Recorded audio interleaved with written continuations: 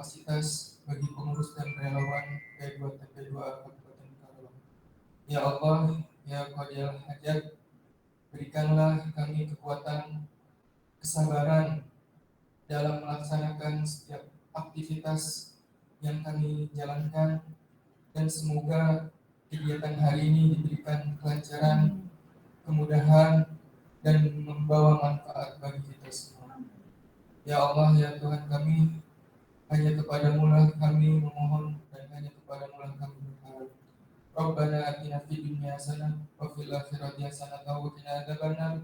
Wa sallallahu ala sayyidina Muhammadin wa ala alihi wa sahbihi ajmain. Subhana rabbika rabbil izzati amma yasifun wa salamun alal mursalin walhamdulillah. Assalamualaikum warahmatullahi wabarakatuh.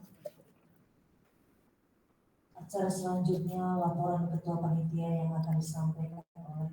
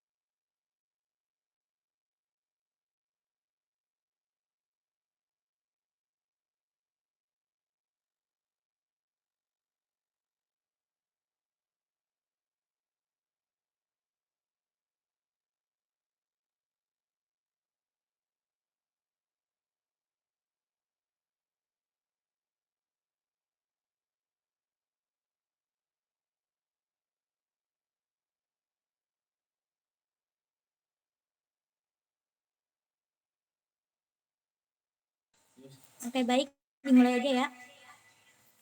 Bismillahirrahmanirrahim. Assalamualaikum warahmatullahi wabarakatuh.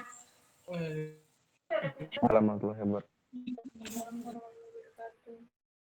Alhamdulillahilladzi arsala rasulahu dinil haqq liyudhhirahu 'ala dini kullih wa kafa billahi syahida.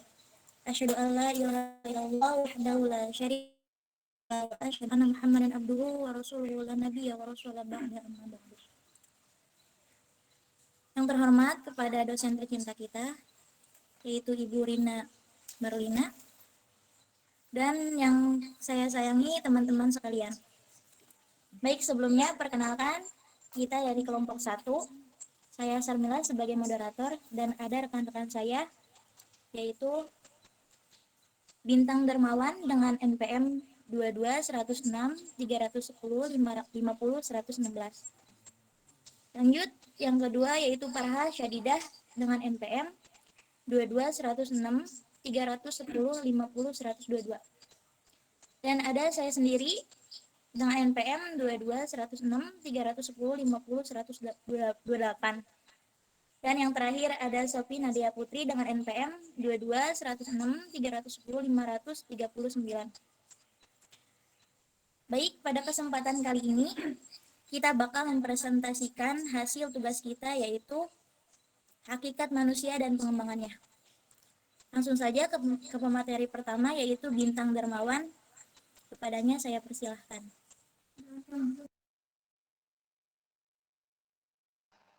Baik, saya ini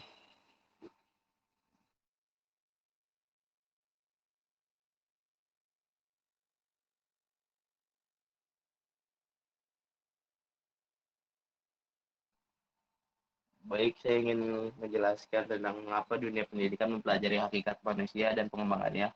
Karena pendidikan merupakan upaya untuk mengembangkan peradaban manusia. Terdapat 2 alasan mengapa di dunia pendidikan para pelajar wajib memahami hakikat manusia. Pertama, manusia merupakan objek dan subjek proses pendidikan, sehingga para guru harus bisa memahami siapa manusia itu sebenarnya. Alasan kedua berkaitan dengan perkembangan ilmu pengetahuan dan teknologi.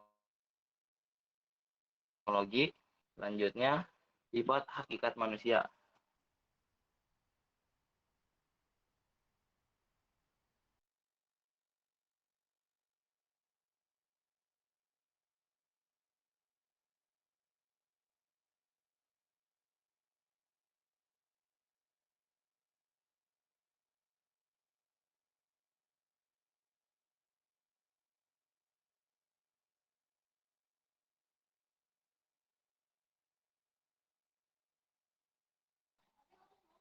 Yang kedua, sifat hakikat manusia. Sifat hakikat manusia menjadi bidang kajian filsafat, khususnya filsafat antropologi.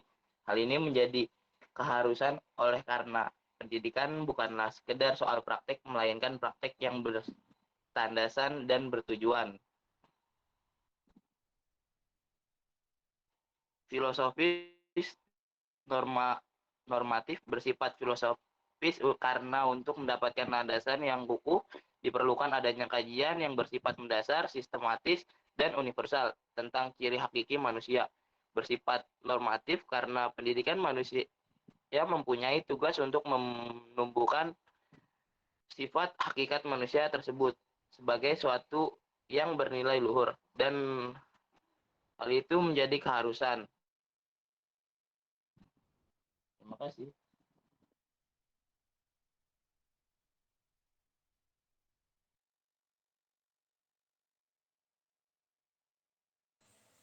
Oke, baik. Tadi penjelasan dari teman kita yaitu Bintang.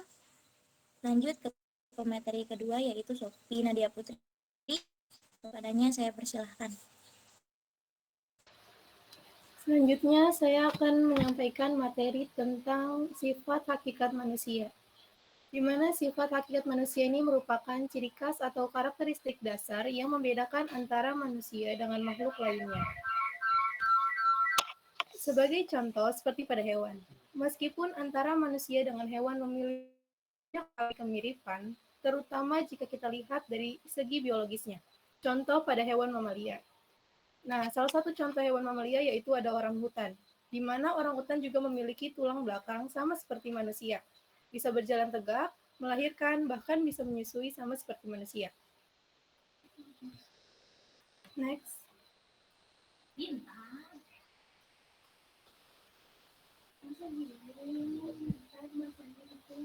Selanjutnya, saya akan menyampaikan materi tentang wujud-wujud sifat hakikat manusia. Yang pertama ada kemampuan menyadari diri, di mana menurut kaum rasionalis, kunci dari perbedaan antara manusia dengan hewan terdapat pada adanya kemampuan diri yang dimiliki oleh manusia. Berkat adanya kemampuan menyadari diri, maka manusia akan menyadari bahwa manusia memiliki ciri khas tersendiri atau karakteristik jika dibandingkan dengan makhluk lainnya. Kemudian ada yang kedua, yaitu ada kemampuan bereksistensi, di mana kemampuan bereksistensi ini merupakan kemampuan menempatkan diri. Kemampuan menerobos ini atau kemampuan menempatkan diri ini bukan saja dalam kaitannya dengan soal ruang, melainkan juga dengan waktu. Demikian manusia tidak terbelenggu atau ruang di depan dan masa lampau. Menempatkan diri ini disebut dengan bereksistensi. Kemampuan mendapatkan terdapat unsur kebebasan. Kata lain, manusia bukan hanya berada seperti hewan yang ada di dalam kandang, juga bukan seperti tumbuhan yang ada di kebun, melainkan manusia terdapat di muka. Kemudian yang ketiga ada pemilik hati. Nah, pemilikan kata ini juga sering disebut dengan hati nurani. Pelitahan hati adalah kemampuan membuat keputusan mana yang baik atau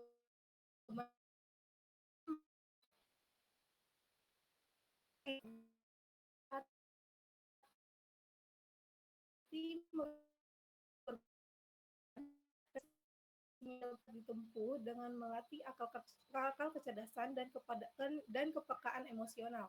Kemudian yang keempat ada moral, di mana moral bisa diartikan sebagai perbuatan atau etika. Nah, pendidikan moral ini didasari dengan kata hati yang tajam. Ini sangat berdampak baik bagi manusia dan dapat dikatakan bermoral tinggi. Kemudian yang kelima ada kemampuan bertanggung jawab, di mana kemampuan bertanggung jawab ini merupakan adanya keberanian untuk menentukan bahwa sesuatu perbuatan yang sesuai dengan kodratnya manusia, hanya karena itu perbuatan dapat dilakukan disebut dengan tanggung jawab. Kemudian ada rasa kebebasan atau bisa disebut juga dengan merdeka, di mana merdeka ini adalah rasa bebas atau tidak terikat oleh sesuatu ataupun. Kemudian kemerdekaan berkaitan erat dengan kata hati dan moral, yaitu kata sesuai dengan kodrat manusia dan moral yang sesuai dengan kodrat manusia. Kemudian ada kesediaan melaksanakan kewajiban dan menyadari hak. Kita ketahui kalau kewajiban itu merupakan sesuatu yang harus kita penuhi sebagai manusia. Sedangkan hak adalah sesuatu yang harus kita dapat atau yang harus dituntut setelah memenuhi kewajiban. Kemudian yang terakhir ada kemampuan menghayati kebahagiaan. Kebahagiaan ialah sesuatu istilah yang lahir dari kehidupan manusia. Kebahagiaan tidak cukup digambarkan hanya sebagai himpunan, tetapi merupakan integrasi dari segenap kesenangan, kepuasan, dan lain sebagainya. Manusia adalah makhluk yang serba terhubung dengan masyarakat, lingkungan, diri sendiri, bahkan Tuhan. Dalam krisis total, manusia mengalami krisis hubungan dengan masyarakat dan kebahagiaan ini dapat diusahakan peningkatannya. Ada dua hal yang dapat dikembangkan, yaitu kemampuan berusaha dan kemampuan menghayati hasil usaha. Dengan demikian mempunyai peran penting sekali kebahagiaan. Sekian, saya serahkan kepada Mila lagi. Terima kasih.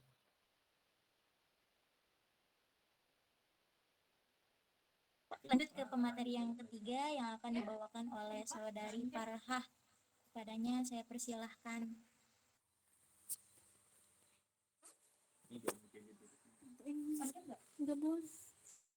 Selanjutnya, dimensi hakikat manusia serta potensi, keunikan dan dimensinya.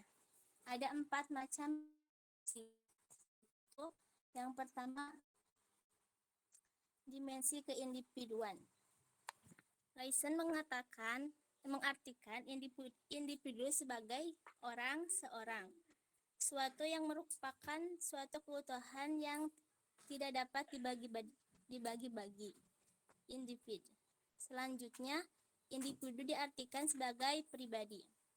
Setiap anak manusia yang dilahirkan telah dikaruniai potensi untuk menjadi berbeda dari yang lain, atau menjadi dirinya sendiri. Tidak ada diri individu yang identik di muka bumi. Demikian kata Martinus Jen, seorang pakar pendidik yang tersohor di negeri Belanda, yang mengatakan bahwa seorang memiliki individu. Bahkan 2 anak kembar yang berasal dari satu telur pun yang lazim dikatakan seperti pinang dibelah 2, serupa dan sulit dibedakan satu dari yang lain. Hanya serupa tetapi tidak sama, apalagi identik. Yang kedua, dimensi sosialian.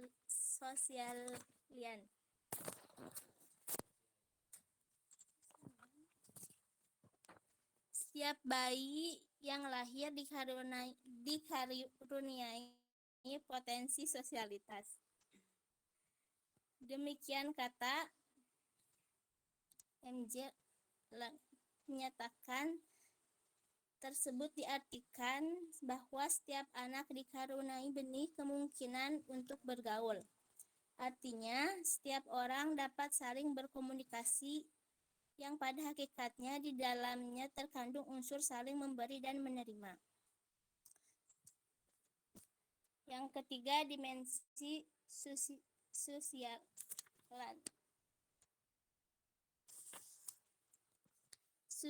Susila berasal dari kata su dan sila, yang lebih tinggi. Akan tetapi, dalam kehidupan bermasyarakat, orang tidak cukup hanya berbuat yang pantas jika di dalam yang pantas atau sopan itu misalnya tergantung kejahatan terselubung. Karena itu, maka pengertian susila berkembang sehingga memiliki perluasan arti menjadi kebaikan yang lebih. Yang keempat, dimensi kebebasan. Pada hakikatnya manusia religius. Sejak dahulu kala, manusia luar peran ya ini akan ada kekuatan yang menguasai hidup alam untuk komunikasi dan tersebut diciptakan mitos. Misalnya untuk memilih sesuatu dari sajian dan memberikan korban-korban. Sikap dan kebiasaan yang budaya pada yang kita seperti itu dipandang dari kehidupan manusia dalam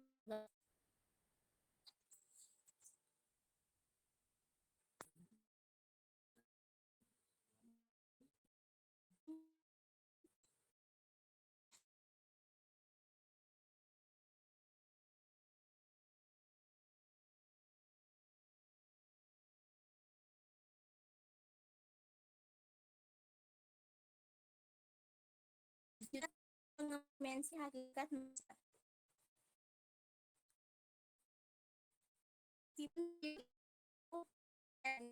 ya baik. Nah, rajinnya disebut hal karena pendidik itu manusia biasa. Hubungan itu ada dua kemungkinan yang bisa terjadi. Satu, yang itu.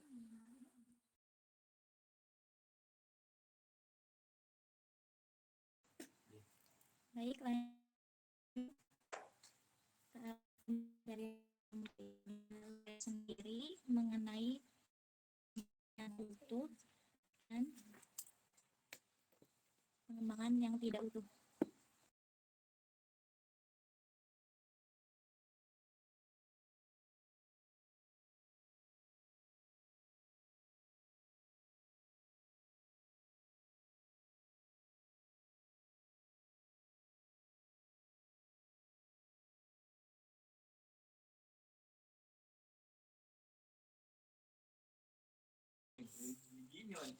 Tingkat keutuhan perkembangan dimensi hakikat manusia ditentukan oleh dua faktor, yaitu kualitas dimensi hakikat manusia itu sendiri secara potensial dan kualitas pendidikan yang disediakan untuk memberikan pelayanan atas perkembangannya. Meskipun ada tendensi pandangan modern yang lebih cenderung memberikan tekanan lebih pada pengaruh faktor lingkungan, optimisme ini timbul berkat pengaruh perkembangan iptek yang sangat pesat yang memberikan dampak kepada peningkatan perekayasaan pendidikan melalui teknologi pendidikan. Namun demikian, kualitas dari hasil pendidikan sebenarnya harus dipulangkan kembali kepada peserta didik sebagai subjek sasaran pendidikan.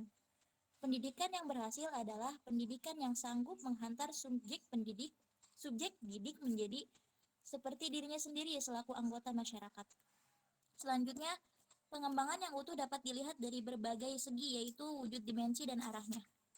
Dari wujud dimensinya, keutuhan terjadi antara aspek jasmani dan rohani, antara dimensi keindividualan, kesosialan, kesusilaan, dan keberagaman antara aspek kognitif, afektif, dan psikomotor. Pengembangan aspek jasmaniah dan rohaniah dikatakan utuh jika keduanya mendapatkan pelayanan secara seimbang.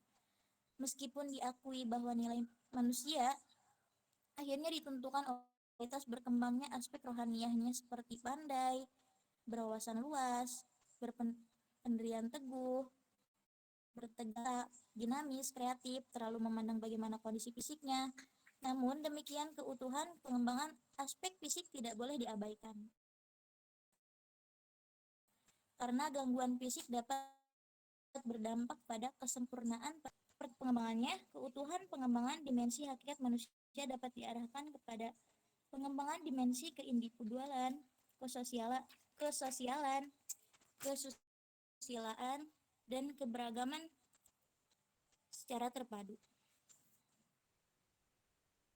Keempat dimensi tersebut tidak dapat dipisahkan satu sama lain. Jika dianalisis satu persatu gambarnya sebagai berikut. pengembangan yang sehat dimensi keindividualan memberi peluang pada seorang untuk mengeksplorasi ada potensi pada dirinya, lebihannya maupun ada tingkatkan yang negatif. Pengembangan berarah konsentris ini bermakna membuka jalan ke arah bertemunya suatu pribadi dengan pribadi yang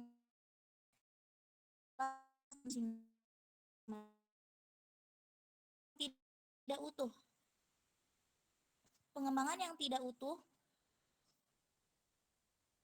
terhadap manusia terjadi di dalam proses pengembangan jika ada unsur dimensi hakikat manusia yang terabaikan oleh hakikat perbaikan untuk ditangani, misalnya dimensi dominasi oleh pengembangan dimensi keindividualan ataupun domain afektif didominasi oleh pengembangan domain kognitif. Demikian pula secara vertikal ada domain tingkah laku yang terabaikan penanganannya. Pengembangan yang tidak utuh berakibat terbentuknya kepribadian yang pincang dan tidak mantap. Pengembangan semacam ini merupakan pengembangan yang patologis. Lanjut ke materi yang selanjutnya, yaitu next. Sosok manusia Indonesia seutuhnya yang akan dibawakan oleh Saudara Bintang. Padanya saya persilahkan. Baik, selanjutnya saya ingin menjelaskan tentang sosok manusia Indonesia seutuhnya. Pengertian manusia seutuhnya sudah digambarkan pada butir C.I.HLM.24. Sosok manusia Indonesia seutuhnya telah dirumuskan di dalam GBHN mengenai arah pembangunan jangka panjang. Hal ini berarti bahwa pembangunan itu tidak hanya mengejar kemajuan lahir seperti pangan, sandang, perumahan, kesehatan, ataupun kepuasan batiniah seperti pendidikan, rasa aman, bebas mengeluarkan pendapat yang bertanggung jawab dan rasa keadilan, melainkan keselarasan, keserasian, dan keseimbangan antara siklus batiniah. Sekian dari saya, terima kasih. Oke, baik. Tadi penjelasan dari teman kita Bintang. Selanjutnya, mari kita untuk berdiskusi di mana kita melakukan tanya jawab. Untuk sesi tanya jawab dibuka. Silakan untuk yang ingin bertanya. Pertanyaannya hanya 4 pertanyaan dulu aja ya yang kita buka.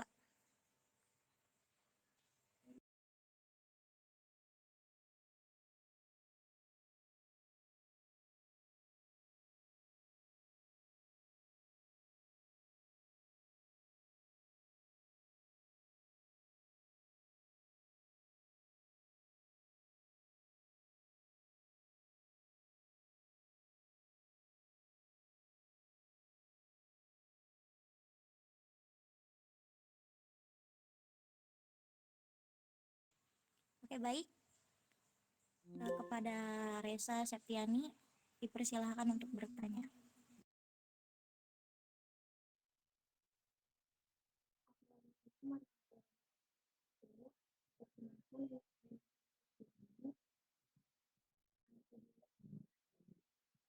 Apakah wujud sifat hakikat manusia itu ada pada dalam diri seluruh manusia atau tidak? Jika tidak, apa yang menyebabkan hal itu terjadi?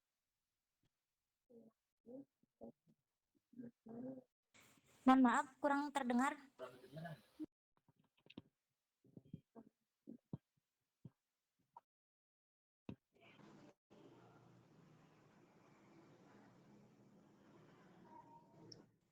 Resa, bisa diulangi pertanyaannya?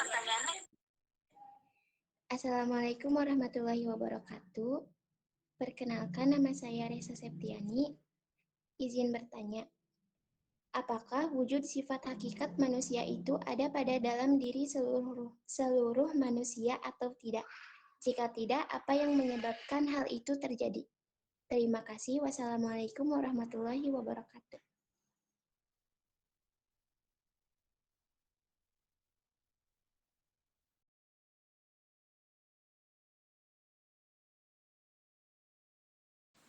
Baik, disimpan dulu pertanyaannya ya. Lanjut ke pertanyaan selanjutnya kepada Airin Meiska, dipersilahkan.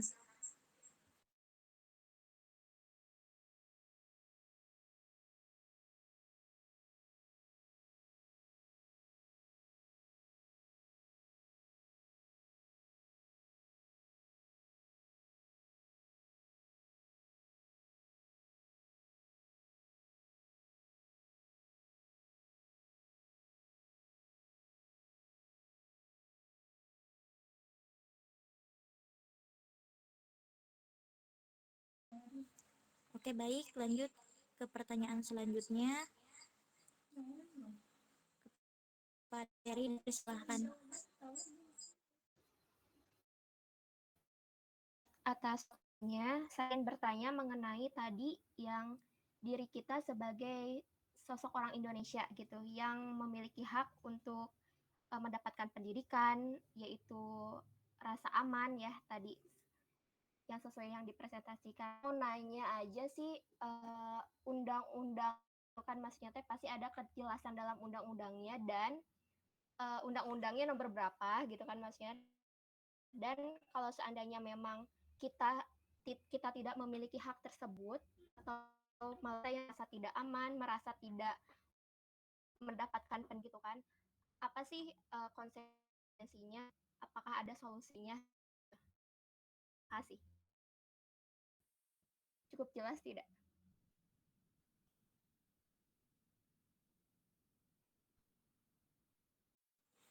Mohon diulangi, kurang. Mau menanyakan aja aturan undang-undangnya, aturan undang-undang biar menjelaskan gitu, biar hak hak kita tuh ada gitu, hak kita tuh diatur dalam undang-undang, yaitu seperti aman tersebut, mendapatkan pendidikan, dan bagaimana tidak mendapatkan pendidikan, tidak mendapatkan rasa aman tersebut, itu ya tidak mendapatkan hak kita itu bagaimana gitu. Terima kasih.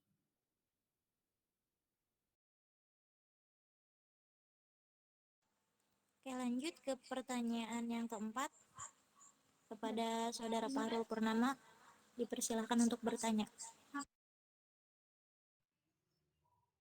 Bismillahirrahmanirrahim. Assalamualaikum warahmatullahi wabarakatuh. Izin bertanya, apakah pengaruh antara moral dan kata hati dalam pendidikan? Sekian, terima kasih.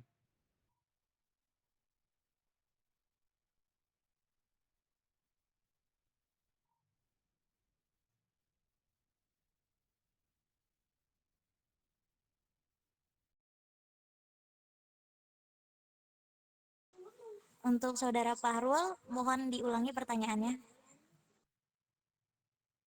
Apakah pengaruh antara moral dan kata hati dalam pendidikan?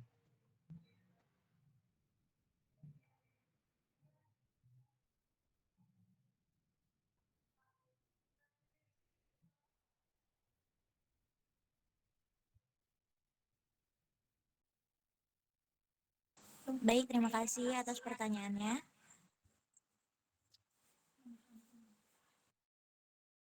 Kami tampung dulu.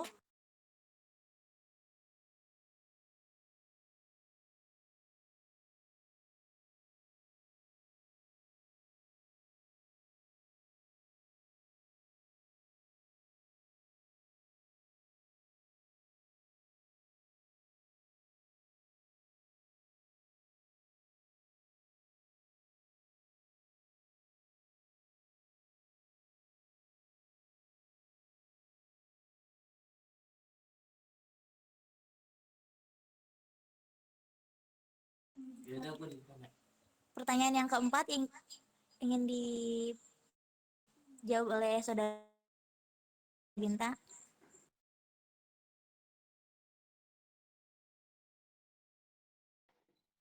Baik, saya ingin menjawab pertanyaan dari Fahrul. Apakah ada pengaruh antara moral dan kata hati dalam pendidikan?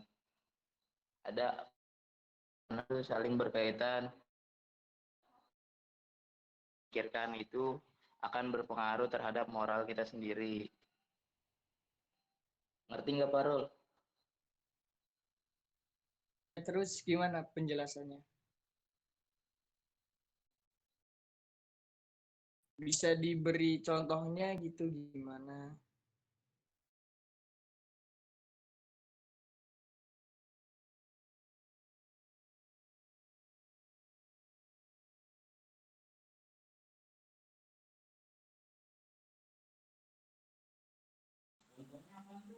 Barangkali ada yang mau menambahkan?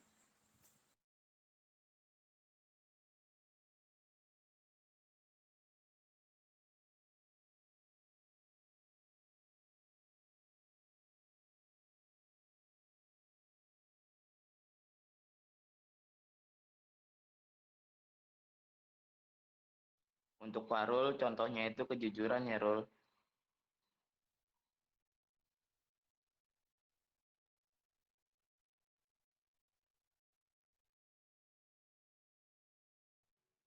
Gimana kejujurannya? Nah, bisa dijelaskan gitu. Atau maksudnya gitu gimana?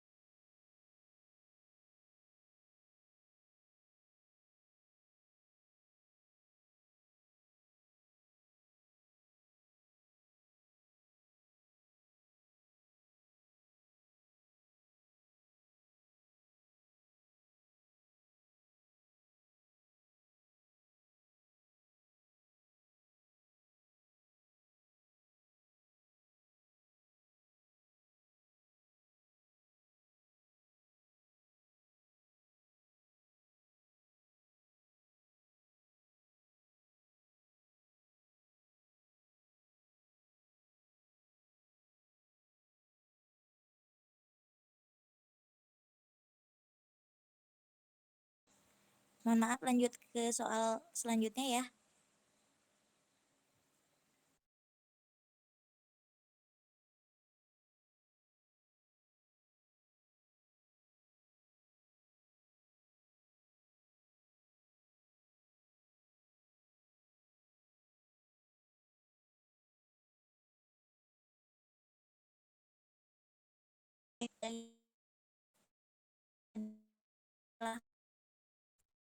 Tadi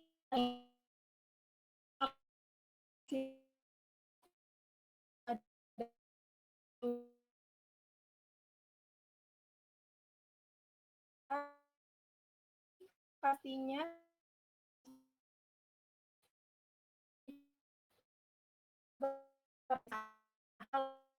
bisa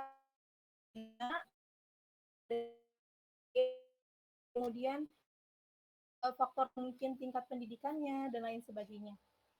Terima kasih.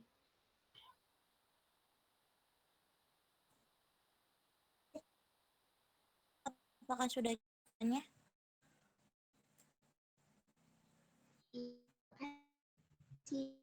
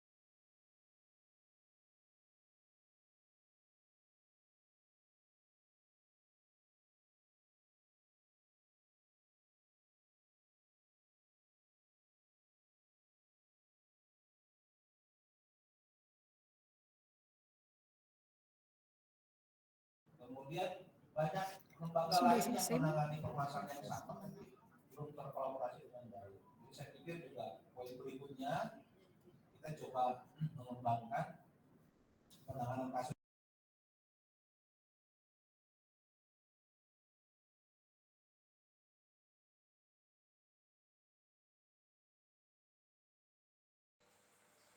Baik.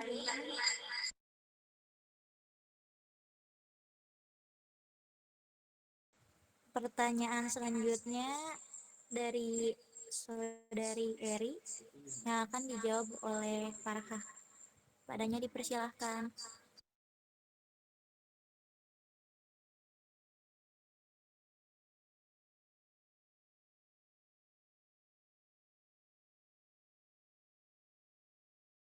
Ada berapa orang yang bertanya? Izin menjawab, tadi kan undang-undang nomor berapa yang mendapat pendidikan ya? Undang-Undang Dasar nomor 1945 bab 13 pasal 31 ayat 1 yang menyatakan bahwa tiap-tiap warga negara berhak mendapat pengajaran. Jika ininya penyebabnya jika tidak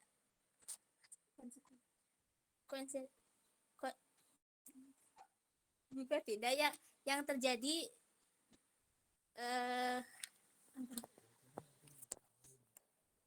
mungkin konsekuensinya jika kita tidak mendapatkan hak pengajaran, salah satunya mungkin terjadi kesenjangan sosial ya. Salah satunya tuh mungkin banyak anak-anak di luar sana yang terlantar karena mereka tidak bisa sekolah dan tidak mendapatkan pendidikan yang seharusnya mereka dapatkan gitu.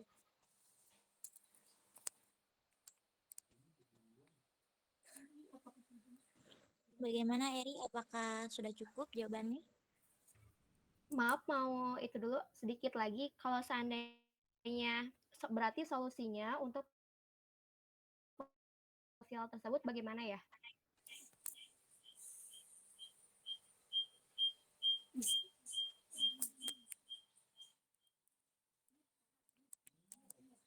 iya.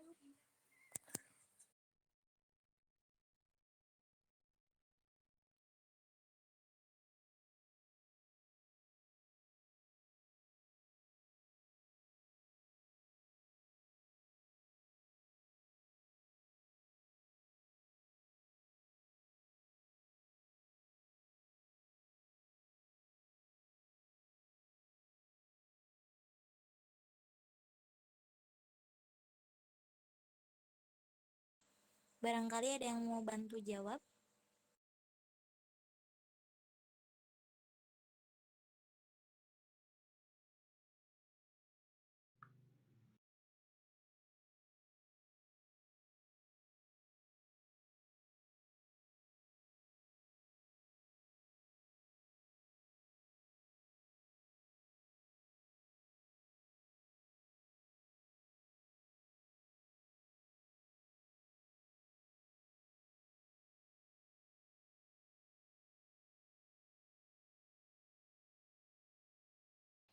Ya mungkin Eri salah satu cara untuk mengurangi atau mengatasi kesenjangan sosial ya sebenarnya tuh diatur oleh pemerintahnya sendiri. Misalkan kayak pemerintah tuh harus memperbaiki kualitas pendidikan.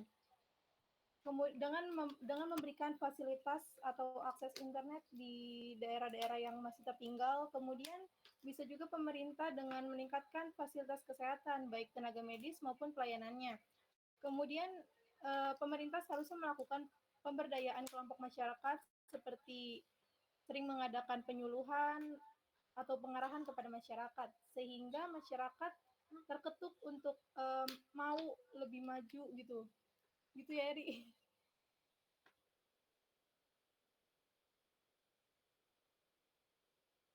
Gimana? Sudah cukup? Iya, sudah cukup. Terima kasih atas jawabannya.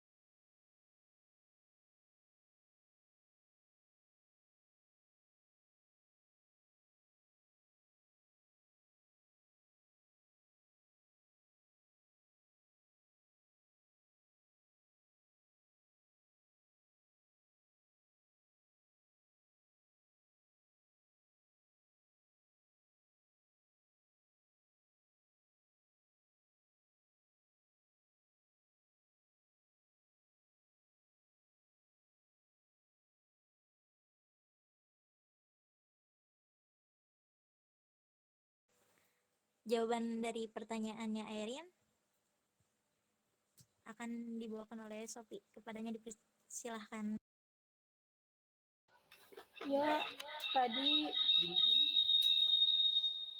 pertanyaan dari Airin kan, mengapa seorang pendidik harus memiliki gambaran yang jelas tentang semuanya kan? Nah, di sini tuh pendidikan merupakan orang yang bakalan dicontohkan. Jadi pendidik atau guru harus memiliki karakter yang selalu dijaga gitu di depan anak didiknya. Karena guru itu tuh pendidik akan menjadi wadah yang akan ditiru oleh anak-anak bangsa ke depannya. Terima kasih.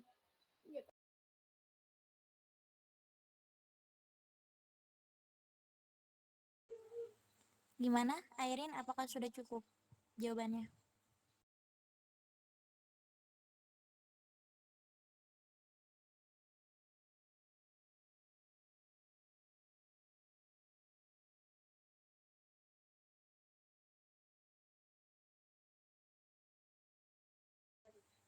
Baik, itu tadi penjelasan dari kelompok 1 mengenai hakikat manusia dan pengembangannya. Bagaimana teman-teman semuanya? Saya harap teman-teman semua mengerti penjelasan yang dibawakan oleh kelompok kami. Mungkin cukup sekian yang dapat kelompok kami presentasikan. Pasti banyak kekurangan, mohon dimaafkan. Kita tutup dengan membaca hamdalah. Mungkin cukup sekian. Assalamualaikum warahmatullahi wabarakatuh. Mohon maaf untuk semuanya on cam terlebih dahulu karena